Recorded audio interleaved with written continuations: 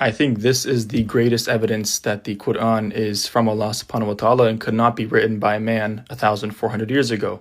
In chapter 24, verse 40, Allah subhanahu wa ta'ala says, "Or it is like darkness in a deep sea, covered by a wave, above which is another wave, above which are clouds, layers of darkness, one above another. When one puts out his hand, he can hardly see it." So clearly Allah subhanahu wa ta'ala is describing deep, deep below the ocean where there's layers of darkness where we now know if you put your hand out, you can't see it because of how dark it is deep below the ocean's surface. Allah subhanahu wa ta'ala is describing internal waves, which we only recently discovered. And we now know that there are waves that are below the surface waves that we see.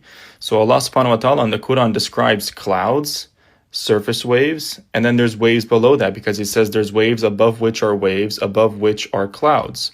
So this is the clearest evidence that the Quran could not come from a man, that it came from Allah subhanahu wa ta'ala, especially not from a man that lived in the desert 1,400 years ago. But Allah subhanahu wa ta'ala finishes the verse saying, "And whoever Allah does not grant light, for him there is no light." In other words, whoever does not receive guidance or mercy from Allah subhanahu wa ta'ala, there is no guidance. Even with a verse as clear-cut as this one, where it perfectly outlines something that could not have been known 1,400 years ago, and the most beautiful analogy for the sinners, people will still find a reason not to believe in Allah subhanahu wa ta'ala.